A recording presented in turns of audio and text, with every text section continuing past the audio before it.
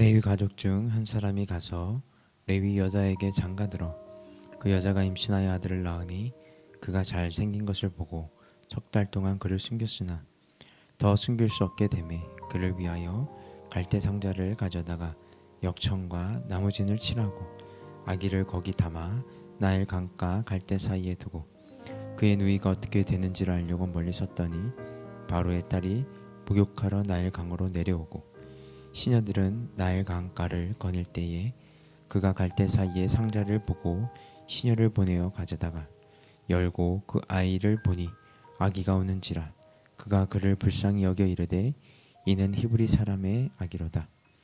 그의 누이가 바로의 딸에게 이르되 내가 가서 당신을 위하여 히브리 여인 중에서 유모를 불러다가 이 아기에게 젖을 먹이게 하리이까. 바로의 딸이 그에게 이르되 가라 하매 그 소녀가 가서 그 아기의 어머니를 불러오니 바로의 딸이 그에게 이르되 이 아기를 데려다가 나를 위하여 젖을 먹이라. 내가 그 싹을 주리라. 여인이 아기를 데려다가 젖을 먹이더니 그 아이가 자라매 바로의 딸에게로 내려가니 그가 그의 아들이 되니라. 그가 그의 이름을 모세라 하여 이르되 이는 내가 그를 물에서 건져냈음이라 하였더라.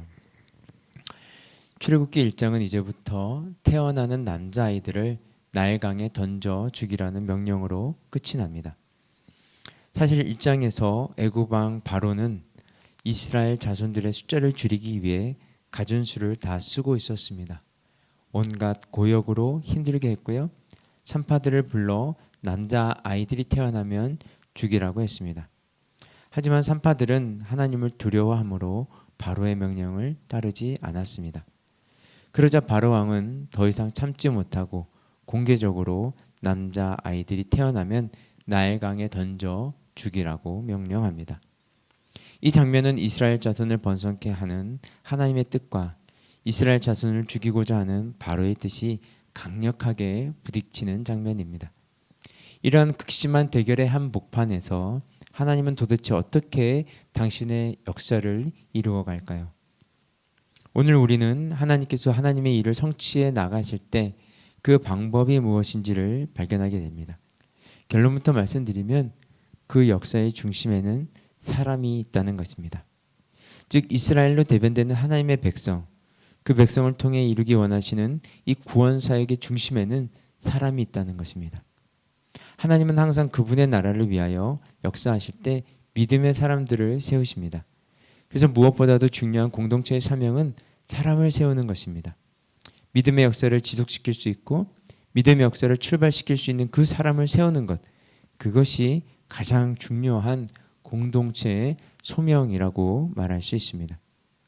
그래서 오늘 2절을 보면요, 레위 여자가 임신하여 아들을 낳는 것으로부터 시작합니다. 이 아이가 바로 모세입니다. 잠시 모세의 가족을 살펴보면 아버지는 아브라함이라는 레위인이고 어머니는 요게벳입니다. 그리고 모세에게는 형제가 있습니다. 형은 아론, 그리고 누이인 미리암입니다. 근데 2절에 보면 모세를 어떻게 수식합니까? 잘생겼다라고 합니다. 이 잘생긴 아이를 바라보는 부모의 마음은 얼마나 어떠했을까요? 그 기쁨은 얼마나 컸을까요? 그런데 모세의 부모들이 기뻐할 수만은 없습니다. 왜냐하면 남자아이가 태어난 것이 알려지면 애굽 군인들이 이 아기를 잡아다가 말 그대로 나일강에 던질 것이기 때문입니다. 그래서 부모가 어떻게 합니까? 석 달 동안 숨겨서 키웁니다. 근데 가만히 생각해 보면 아무리 왕의 명령이 엄할지라도 자식의 생명을 끊을 수 있는 부모는 없습니다. 그래서 아므람과 요게벳은 생명을 무릅쓰고서라도 아이를 지키고 싶었을 것입니다. 부모 입장에서 아이를 끝까지 키우고 싶었겠지만 3절 보십시오. 더 숨길 수 없게 되매 라고 되어 있습니다. 부모의 가슴이 찢어지는 정말 고통스러운 순간이 찾아온 것입니다. 더 이상 아이를 숨길 수가 없습니다. 그냥 아기를 포기해야 하는 것은 아닐까. 모세의 부모는 심각하게 고민했을 것입니다. 어떻게 아이를 살릴 수 있는 방법은 없었을까? 그 고민 중에도 아이가 자라면 자랄수록 아이의 울음소리가 점점 더 커지고 있다는 것을 느끼게 됩니다. 어떻게 하지? 어떻게 하면 좋을까? 어떻게 하면 아이를 살릴 수 있을까? 밤새도록 고민했을 것입니다. 그렇게 고민하다 한 가지 방법이 생각났습니다. 3절 보십시오. 더 숨길 수 없게 되매. 그를 위하여 갈대 상자를 가져다가 역청과 나무진을 칠하고 아기를 거기 담아 나일강과 갈대 사이에 두고. 이들이 어떻게 합니까? 일단 이들이 포기하지 않습니다. 그렇다고 이 방법이 반드시 아이를 살릴 수 있다고 말할 수는 없습니다. 그렇지 않습니까? 아무리 갈대 상자가 방수 처리를 철저하게 한다 하더라도 누가 건져내지 않으면 이 아이는 이 상자 안에서 굶어 죽게 될 것입니다. 어떻게 보면 이 방법은 포기하지는 않았지만 그렇다고 반드시 아이를 살릴 수 있다고 말할 수 있는 방법은 아닙니다. 그렇다면 이 방법은 불가항력적인 상황 속에서 나타난 그런 궁여지책이며 동시에 정말 운때가 맞아야 합니다. 정말 그야말로 운이 좋아야 이 아이는 살 수 있습니다. 어쨌든 아이의 부모는 갈대로 상자를 만듭니다. 그리고 역청과 나무 진을 그 나무 상자에 바릅니다. 그리고 거기에 아이를 담습니다. 그리고 그 상자를 나일강과 갈대 사이에 둡니다. 그리고 아이의 누이인 미리암이 어떻게 되는지 보려고 멀찌감치 거리를 두고 보고 있습니다. 근데 어떤 일이 일어나는지 보십시오. 5절에서 10절을 보면요. 연속되는 우연이 계속해서 일어납니다. 먼저 바로의 딸이 바로 그때 나일강으로 내려와 목욕을 하고 있습니다. 그리고 바로의 딸이니까 공주죠. 이 공주의 시녀들은 나일강가를 거닐고 있습니다. 그런데 누가 먼저 상자를 발견합니까? 바로의 딸이 발견합니다. 그러자 시녀들을 시켜서 가져오라고 말합니다. 시녀들이 갈대 상자를 가지고 왔습니다. 바로의 딸은 그 갈대 상자를 건네받고 상자를 엽니다. 바로 그때 또 아이가 옵니다. 그리고 우는 아이의 모습을 보고 바로의 딸이 아이를 불쌍히 여깁니다. 여기서 첫 번째 우연은 바로의 딸이 목욕하러 나일강으로 내려온 것입니다. 근데 여러분, 당시 이집트는 최고의 문명을 구가하던 국가였습니다. 그러면 왕궁 안에 아주 잘 꾸며진 목욕시설이 있었을 것입니다. 그런데 굳이 바로의 딸이 그날 목욕하러 나일강까지 내려왔습니다. 두 번째 우연 여러분 보십시오. 누가 갈대 상자를 먼저 발견합니까? 바로의 딸입니다. 그런데 나일강가를 거닐고 있었던 사람들은 시녀들입니다. 분명히 시녀들입니다. 그러면 이 갈대 상자가 누구에게 발견될 확률이 높습니까? 시녀들에게 발견될 확률이 높습니다. 근데 그 확률을 깨고 갈대 상자는 바로의 딸에 의해 최초로 목격이 됩니다. 이것이 왜 중요하냐면 당시 이스라엘 사람들이 아이를 그냥 나일강가에 버릴 수 없어서 많이들 상자에 넣어서 아이를 떠내려 보냈다고 합니다. 시녀들은 그 사실을 이미 인지하고 있었을 것입니다.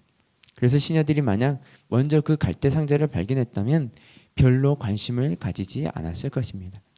하지만 다행히도 운이 좋게도 바로의 딸이 갈대 상자를 먼저 발견합니다. 그리고 그 상자를 열자 그 타이밍에 아이가 옵니다. 그걸 보고 바로의 딸이 불쌍히 여깁니다. 그런데 이때 여러분 7절 말씀 보십시오.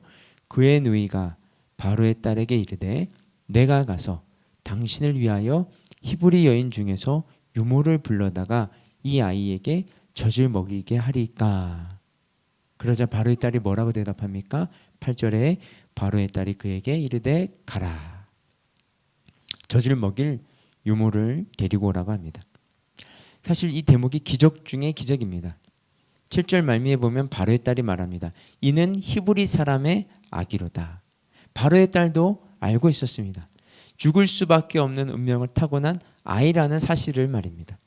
근데 미리암이 히브리 여인 중에서 유모를 불러다가 이 아이에게 젖을 먹일까요? 라고 물으니까 데리고 오라고 말합니다. 죽을 수밖에 없는 운명을 타고난 아이가 살 길을 찾은 것입니다. 그렇다면 이 살 길을 어떻게 찾게 된 것입니까? 이 아이의 부모가 찾은 것입니까? 아닙니다. 그러면 아이가 찾은 것입니까? 이 아이는 태어나면서부터 어떻게 울면 사람들이 자기를 불쌍히 여길 줄을 알고 태어난 것일까요? 아닙니다. 계속되는 우연이 연결되고 한 번의 기적이 일어나면서 이 아이는 살게 됩니다.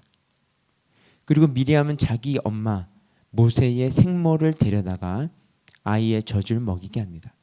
그래서 이 아이는 생모의 품에서 생명을 이어가게 됩니다.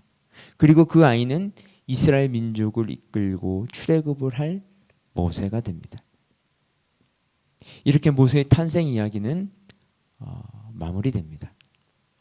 사실 모세의 부모는 결코 아기를 포기할 수 없었습니다. 그래서 어쩔 수 없이 갈대상자의 역청과 나무진을 친해서 나일강에 띄어보냅니다. 포기할 수 없었기에 그들이 행한 최선의 방법이었습니다. 근데 몇 번의 우연이 겹치더니 결국은 이 아이는 살아남게 됩니다. 죽을 운명을 타고난 아이가 살 길을 찾은 것입니다. 그런데 그 살 길을 부모가 찾아준 것이 아닙니다. 아이가 스스로 찾은 것도 아닙니다. 그렇다면 이 살 길을 누가 찾아준 것입니까?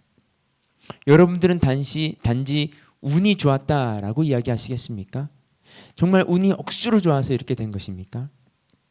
여러분, 오늘 본문을 잘 보면 하나님이란 단어가 한 번도 등장하지 않습니다. 그렇다고 이 이야기 속에 하나님은 등장하지 않고 있는 것입니까? 여러분, 우리가 살다 보면 잘 되는 일보다 잘 안 되는 일이 더 많습니다.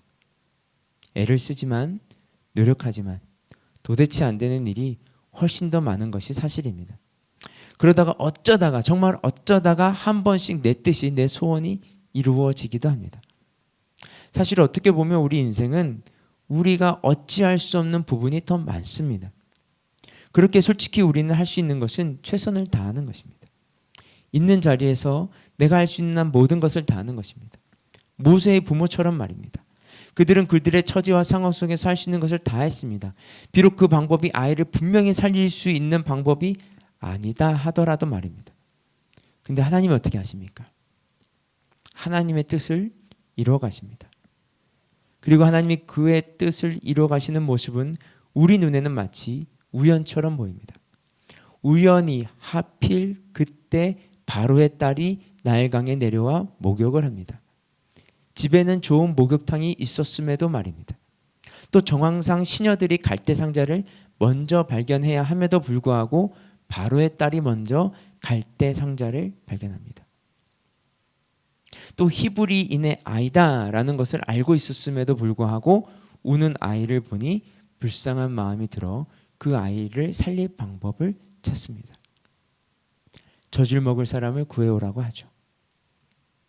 우연히 하필 그때에 이 모든 것이 우연처럼 이루어졌습니다.